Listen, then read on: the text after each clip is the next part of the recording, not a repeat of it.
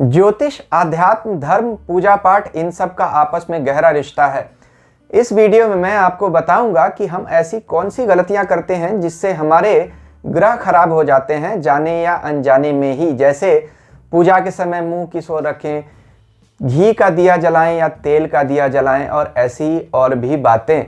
तो क्या हम करें जिससे बिना कुछ दूसरे उपाय किए हुए भी हमारी कुंडली के ग्रह सुधर जाएं, यह इस वीडियो में बताऊंगा। और यह जो एक आप छोटी सी चीज़ देख रहे हैं, इसका इस्तेमाल करके अपने घर या अपनी दुकान में कैसे वास्तु दोष को दूर कर सकते हैं, यह भी इस वीडियो में बताऊंगा। तो ऐसी और भी अनेक जानकारियां देखने के लिए कृपया वीडियो अंत तक ज़रूर देखिए।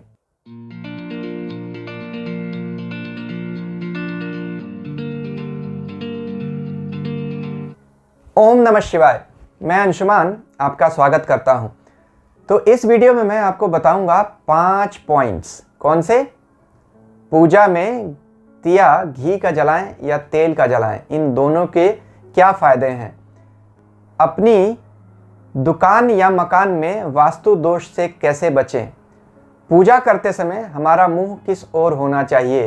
क्या घर में शिवलिंग रख सकते हैं, और घर में जो मूर्ति हम रखते हैं वह कितनी बड़ी होनी चाहिए, या उससे बड़ी मूर्ति रखने का घर में क्या नुकसान हो सकता है। इन सब बातों से हमारे ग्रहों का बड़ा गहरा संबंध है, कैसे वह भी बताऊंगा। तो आइए वीडियो शुरू करते हैं। पहला सवाल देखिए, क्या घी का दिया जलाना चाहिए पूजा के समय या तेल का? ग्रहों के हिसाब से इस बात को समझते हैं। घी क्या है? बृहस्पति। क्यों? बृहस्पति को फैट कहा गया, मोटा शरीर वाला, भारी शरीर वाला, स्थूलकाय। बृहस्पति जब किसी की कुंडली में खराब होते हैं, उसे फैट के या हार्ट के प्रॉब्लम्स होते हैं। कोलेस्ट्रॉल बढ़ गया यानी बृहस्पति खराब। तो बृहस्पति को वसा पर अधिकार दिया गया, इसीलिए ज्योतिष शास्त्र में बृहस्पति को घी, वसा यानी फैट और चर्बी का कारक माना गया। तो जब आप दिया जलाते हैं जिसमें घी शामिल है, तो वहाँ बृहस्पति देव आ गए। कपड़ा चंद्रमा व शुक्र होता है, तो अब 3 ग्रह आ गए। और आग सूर्य या मंगल होते हैं, तो अब 5 ग्रह आ गए। मंगल को ही इनमें से सिर्फ एक पाप ग्रह की संज्ञा दी जा सकती है। वैसे देखा जाए तो मंगल भी देवताओं के सेनापति हैं, तो शुभ ग्रह ही माने जाते हैं बहुत मामलों में, पूजा पाठ के मामले में खास तौर पर। तो 5 शुभ ग्रह इकट्ठा हो गए, यानी बृहस्पति का घी, शुक्र और चंद्रमा का कपड़ा, सूर्य और मंगल की आग। तो यहाँ यह देखिए कि जब हम पूजा में घी का दिया जलाते हैं तो हमारे सारे शुभ ग्रह अच्छे हो जाते हैं। इसीलिए कहा जाता है कि पूजा में हमेशा ही घी का दिया जलाना चाहिए। यह शास्त्र में भी कहा जाता है। और घी भी कैसा? गाय का घी मिले तो श्रेष्ठ है। देखिए, एक गाय में सभी देवताओं का भी वास माना जाता है और सभी ग्रहों का भी। और गाय शुक्र की प्रतीक मानी जाती है, तो शुक्र यानी धन। इसीलिए जब आप धन के ग्रह बृहस्पति और शुक्र को एक साथ लाते हैं तो आपकी धन वृद्धि होती है। तो घी का दिया जलाना लक्ष्मी जी के आगे, इसीलिए तो दिवाली में कहा गया कि दिए जलाइए लक्ष्मी जी के आगे धन की प्राप्ति के लिए। यह घी के दिए जलाने के फायदे हैं। अब तेल का दिया कब जलाएं? क्या उसका भी फायदा है? बिल्कुल फायदा है। देखिए, जब भी शनि, राहु और केतु की शांति करनी हो तो आपको तेल का दिया जलाना चाहिए। तभी कहते हैं पीपल के पेड़ के नीचे सरसों या तिल के तेल का दिया जलाना, इससे शनि, राहु, केतु की शांति होती है। तेल जो है वह हमेशा जमीन से नीचे निकलने वाली चीज़ों को दिखाता है। शनि, राहु, केतु हमेशा अंडरवर्ल्ड को दिखाते हैं, यानी धरती के नीचे से निकलने वाली चीज़, चाहे वह सरसों के ही पौधे क्यों नहीं हो। तो इसलिए जो सरसों का तेल है या तिल का तेल है, वह राहु, केतु, शनि की शांति के लिए प्रयोग किया जाता है। तो अब आप यह समझ गए कि घी का दिया जलाएं या तेल का दिया जलाएं, कहाँ जलाएं, कब जलाएं और दोनों को क्या क्या फ़ायदे हैं। तेल का दिया हमेशा शाम को जलाना चाहिए, अंधेरा होते समय या उसके बाद। घी का दिया आप कभी भी जला सकते हैं।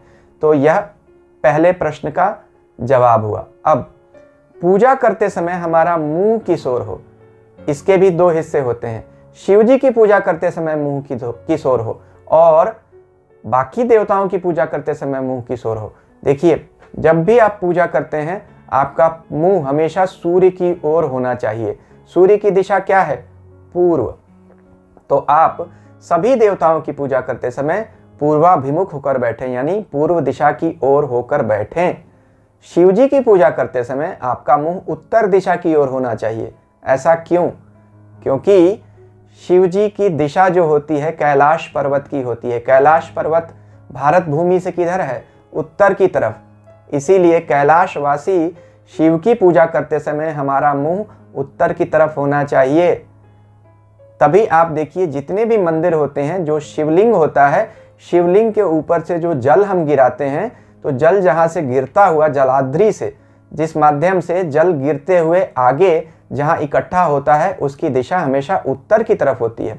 तो हम जब पूजा करें तो हम दक्षिण दिशा की तरफ खड़े हों ताकि हमारा मुंह उत्तर की तरफ हो, और जब हम शिवलिंग पर जल चढ़ाएं तो जल निकलता हुआ शिवलिंग के ऊपर से नीचे इकट्ठा होकर उत्तर दिशा की ओर बहते हुए चला जाए। सिंबॉलिकली ऐसा हम मान सकते हैं कि उत्तर की ओर जाने वाला जो जल है वह कलश पर से निकला हुआ या हमारे लोटे से जो अभिषेक किया हुआ शिवलिंग के ऊपर से जाता हुआ जल कैलाश की ओर जा रहा है, भगवान शिव की तरफ। तो यह भी आपको दूसरे प्रश्न का जवाब हुआ कि सभी देवताओं की पूजा के लिए हमारा मुंह पूर्व की तरफ होना चाहिए और शिव जी के लिए हमारा मुंह उत्तर दिशा की ओर होना चाहिए। शनि देव की और यम की पूजा करते समय हमारा मुंह दक्षिण दिशा की ओर होना चाहिए, या पितरों की पूजा करते समय जो हम पूजा पितरों के निमित्त करते हैं उसके लिए हमारा मुंह दक्षिण दिशा की तरफ होना चाहिए। ऐसा क्यों? क्योंकि शनि और यम भाई हैं और दोनों की ही जो पुरी है, जो लोक है, वह संयमनीपुरी कहा जाता है। शास्त्र कहते हैं संयमनीपुरी का दिशा जो है उसकी दिशा दक्षिण की ओर होती है, इसीलिए पितृलोक की भी दिशा मानी जाती है। तो पितरों की तरफ हम जो तर्पण करते हैं या जो जल देते हैं, जो भी उन्हें भोग देते हैं, उस देते समय हमारा मुंह हमेशा दक्षिण की तरफ होना चाहिए। तो यह 3 दिशाएं हैं जिनकी तरफ हमारा मुंह हमेशा होना चाहिए अलग अलग पूजा के समय में। अब यहाँ यह भी देखिए कि शिव पूजा की विधि कहाँ से हमें मिलती है। रुद्र संहिता जो शिव पुराण की है, शिव पुराण की रुद्र संहिता के 13वें अध्याय में शिव पूजा की विधि कही गई है। इसका 40वां श्लोक कहता है, शिवस्य सन्निधिं कृत्वा श्वासनं परिकल्पयेत उदरन मुखस्पदा स्थित्वा पुनराचमनम चरेत। यानी शिव जी की पूजा करते समय हाथ मुंह धोकर उत्तराभिमुख हो जाइए, यानी उत्तर दिशा की तरफ अपना मुंह कर लीजिए। यह पूजा विधि है। देखिए, यह छोटी छोटी ऐसी भूल हो जाती है हमसे जिससे हमारे ग्रह खराब हो जाते हैं और हमें पता भी नहीं चलता। इसी को कहा जाता है जाने और अनजाने की गलतियां। तभी तो हम कहते हैं पूजा के अंत में, भगवान हमसे जो जानते या अजानते जो गलती हो गई, जो भूल हो गई, उसके लिए क्षमा कीजिए। लेकिन क्षमा हम मांगे ही क्यों अगर हम चीज़ों को सही तरीके से करें। तो पहला प्रयास तो यह होना चाहिए कि हम चीज़ों को सही तरीके से करें। अब तीसरा सवाल, घर में क्या शिवलिंग रखना चाहिए?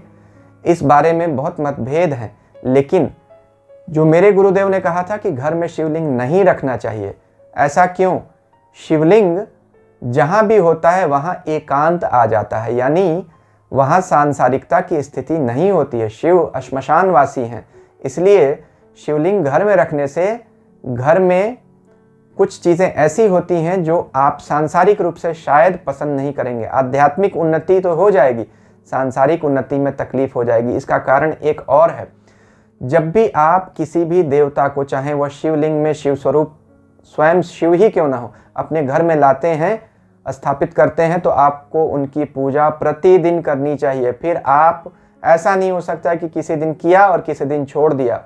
इसीलिए जितने भी देवता होते हैं वह मंदिर में प्रतिष्ठित किए जाते हैं और घर में देवताओं का चित्र या छोटी मूर्तियां रखी जाती हैं जिनमें प्राण प्रतिष्ठा नहीं होती है।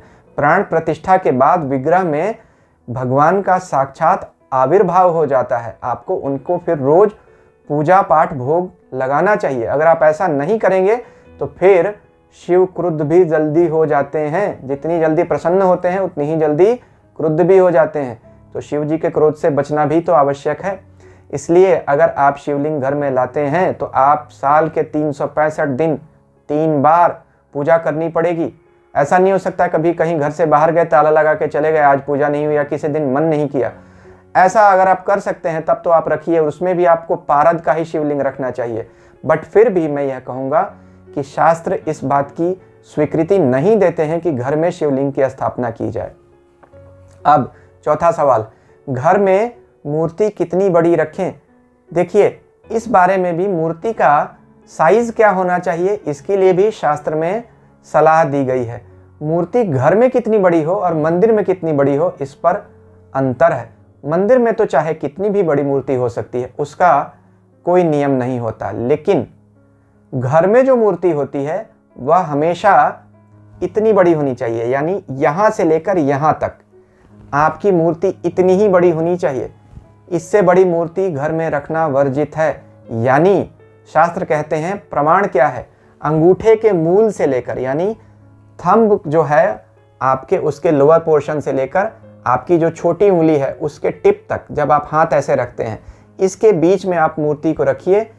इतनी ही बड़ी मूर्ति आप घर में रख सकते हैं। इससे बड़ी मूर्ति रखना घर में वर्जित है, क्योंकि इससे बड़ी मूर्ति को रखने के बाद प्राण प्रतिष्ठा करके ही आप उसको पूजा कर सकते हैं। शालिग्राम जी भी देखिए, जब हम रखते हैं वह छोटे साइज के ही होते हैं जिनकी हमें रोज पूजा करनी होती है। तो यहाँ इस नियम को अगर नहीं मानेंगे तो आपके घर में बहुत बड़ा वास्तु दोष हो जाएगा, आप नहीं समझ पाएंगे। लोग कहते हैं हम अपने घर में रोज ही पूजा करते हैं, लेकिन सुख शांति नहीं है। बहुत सारे कारण हो सकते हैं, मैं टिप्पणी नहीं करूंगा, लेकिन कहीं ऐसा तो नहीं है कि जो शास्त्रों में वर्जित है और आप उस वर्जनाओं को नहीं मानकर अपनी मनमर्जी से किए जा रहे हैं। बड़ी बड़ी मूर्ति लाके घर में रख दी, तो जो गलत है वो तो गलत है। देखिए, भावना अपनी जगह पे है, भावना तो भक्ति सबसे बड़ी है, फिर आप भक्ति कीजिए, उसमें तो कोई बात ही नहीं। ईश्वर किसी को किसी बात के लिए क्षमा कर दें वो अलग बात है, लेकिन शास्त्र जब अपनी जगह पे हैं, अगर शास्त्रों में कुछ बात लिखी हुई है और आप पूजा शास्त्रीय विधि से करना चाहते हैं तो फिर आप अपनी मनमानी भी तो नहीं कर सकते। जो विधि है उसका निषेध आप नहीं कर सकते हैं, उसको आपको मानना ही पड़ेगा। तो यहाँ इस बात का जवाब हो गया। अब देखिए एक सवाल और, कि घर में वास्तु दोष से कैसे बचें। वास्तु दोष एक ऐसा दोष है जिसकी वजह से हमारे पूरे घर की सुख शांति छिन जाती है। कुंडली में चाहे ग्रह योग कैसे भी अच्छे अच्छे हों, अगर घर में दुकान में वास्तु दोष हो गया तो फिर पैसे की तकलीफ, सेहत की तकलीफ, घर में कलह, कुछ न कुछ उठापटक चलती ही रहेगी। आप भी अपनी कुंडली में अगर देखेंगे, अगर आपकी कुंडली के चौथे घर में, जहाँ से हम घर देखते हैं, प्रॉपर्टी देखते हैं, उसमें शनि राहु केतु जैसे पाप ग्रह बैठे हों, तो निश्चित तौर पर जान लीजिए आपके घर में वास्तु दोष होगा ही होगा, जब तक उस पर किसी शुभ ग्रह की दृष्टि नहीं पड़ रही हो। इसी कारण हम कहते हैं कि अगर हम वास्तु दोष को दूर कर लेते हैं तो हमें जीवन में खुशहाली आती है। क्यों आती है? क्योंकि जैसे ही आपने वास्तु दोष को दूर किया, प्रयास किया, उसके साथ उससे एसोसिएटेड जो प्लैनेट्स होते हैं वह अपने आप ठीक हो जाते हैं। इसको हम दूसरे तरीके से भी कह सकते हैं। अगर आपने अपनी कुंडली के चौथे घर में मान लीजिए पाप ग्रह बैठे हैं या जिन ग्रहों की दृष्टि के कारण वास्तु दोष हो रहा है, अगर उनका उपाय कर लिया तो आप वास्तु के उपाय नहीं भी करेंगे तब भी आपका वास्तु दोष दूर हो जाएगा। तो यह तो नाक को छूने वाली बात हुई। चाहे आप इधर से छू लें चाहे उधर से छू लें, चाहे आप ज्योतिष से वास्तु दोष का उपाय कर दें या वास्तु दोष के उपाय करके ज्योतिष से अपनी कुंडली ठीक कर दें, एक ही बात है। अब वास्तु दोष अपने आप में एक बहुत बड़ा सब्जेक्ट है। वास्तु दोष को ठीक करने के बहुत सारे तरीके होते हैं। कारण जैसे होगा वैसा ही निवारण करना पड़ेगा। देखना पड़ेगा हर आदमी के घर में या दुकान में वास्तु दोष किस वजह से हो रहा है। एक तो आपको उस वजह को जानकर किसी जो वास्तु के ज्ञानी व्यक्ति हैं उनसे आपको देख लेना चाहिए। नहीं, अगर आप ऐसा नहीं करना चाहते हैं तो कुछ उपाय मैं बता देता हूं जिनसे भी आप वास्तु दोष को कंट्रोल कर सकते हैं। देखिए, वास्तु दोष पर मैंने 2 वीडियोस बनाए हैं, बहुत डिटेल्ड हैं। इस वीडियो के अंत में मैं उनका लिंक दे दूंगा, उनको देख लीजिए। उनसे भी आपको वास्तु दोष कैसे ठीक करते हैं बिना किसी घर में तोड़ फोड़ किए हुए या बिना किसी एक्सपर्ट को बुलाए हुए, उसके सारे उपाय उसमें दिए हैं। अब कुछ जिस उपाय की मैं आज चर्चा कर रहा हूं उनमें से एक उपाय है यह मेडिटेशन बाउल बोलते हैं इसको। क्या करता है यह बाउल? यह बाउल एक ऐसी ध्वनि जनरेट करता है जिससे पूरे घर के वातावरण में पॉजिटिव एनर्जी आ जाती है। देखिए मैं इसका आपको एग्जाम्पल देता हूं।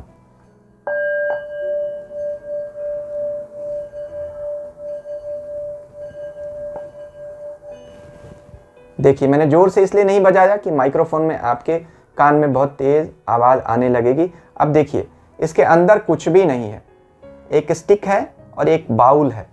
इसे बुद्धिस्ट मेडिटेशन बाउल भी कहते हैं या मेडिटेशन बाउल भी कह सकते हैं या वास्तु दोष दूर करने वाला बाउल भी कह सकते हैं। यह ठीक घंटी की तरह काम करता है और शंख की तरह। घंटी और शंख बजाने से भी तो वास्तु दोष दूर होते थे पुराने ज़माने में, जो हमारे शास्त्रों में लिखा हुआ है, और आज भी दूर होते हैं। तो जीवाणु, विषाणु, कीटाणु सब मरते हैं जब हम इन यंत्रों का प्रयोग करते हैं। इस यंत्र को प्रयोग करने से आपके शरीर में भी पॉजिटिव एनर्जी आती है। यह भी आपके शरीर के भी दोष को दूर करता है, पाप ग्रहों के प्रभावों को भी दूर करता है, मानसिक शांति लाता है। कभी भी आप बहुत एजिटेशन में हो, बहुत परेशानी में हो, मन बहुत दुखी व उदास हो, तो आप इसको हाथ में लेकर ऐसे ही बजाकर अपने शरीर में पॉजिटिव एनर्जी का संचार कर सकते हैं। आप देखेंगे जब आप इसको हाथ पर रख के बजाएंगे आपके पूरे शरीर में वाइब्रेशंस आएंगी। यह सिर्फ साउंड नहीं है, यह साउंड और वाइब्रेशन दोनों थ्योरीज पे काम करता है। इसको हम साउंड थेरेपी भी कह सकते हैं। दूसरा उपाय है आइसोक्रोमेटिक साउंड्स या बिनऑरल बीट्स। यह आजकल बहुत अच्छा कॉन्सेप्ट है, मॉडर्न विज्ञान की देन है। देखिए मेरे एक दोस्त हैं, साउंड इंजीनियर हैं, उन्होंने ये कॉन्सेप्ट मुझे बहुत अच्छे से दिया था और उन्होंने बहुत अच्छे मुझे इसके साउंड ट्रैक्स दिए जिनको हम सुन के अलग अलग बीमारियों को दूर कर सकते हैं। आप अपने कान पर लगाकर हेडफोन के साथ उनका प्रयोग कर सकते हैं। यूट्यूब पे जाइए, इंटरनेट पे जाइए, आपको बहुत सारे ऐसे बिनॉरल बीट्स के साउंड्स मिल जाएंगे। उनसे क्या होगा, आपके शरीर की अलग अलग फ्रीक्वेंसीज को वो हिट करेंगे और उन चक्रों को ठीक करेंगे। जैसे हमारे शरीर में 7 चक्र होते हैं और 7 सुर होते हैं, तो शरीर के हर चक्र का एक सुर से संबंध है। उन फ्रीक्वेंसीज पे वो बिनॉरल बीट्स काम करते हैं और उन चक्रों को बैलेंस करते हैं। तो कुंडलिनी के जब चक्र भी बैलेंस होने लगते हैं तो हमारे शरीर की समस्याएं भी मानसिक हो या शारीरिक हो दूर होती हैं। तो यह भी एक बहुत अच्छा उपाय है। इसके अलावा जो मैंने वीडियो दो अभी लिंक दे रहा हूँ वीडियो के अंत में, उन्हें देख लीजिएगा तो आपको वास्तु दोष से जुड़े हुए बहुत सारे कैसे ठीक करने हैं उनको आपको समझ में आ जाएगा। कृपया मेरे चैनल को सब्सक्राइब कीजिए। ईश्वर हम सबका कल्याण करें। शांति ओम।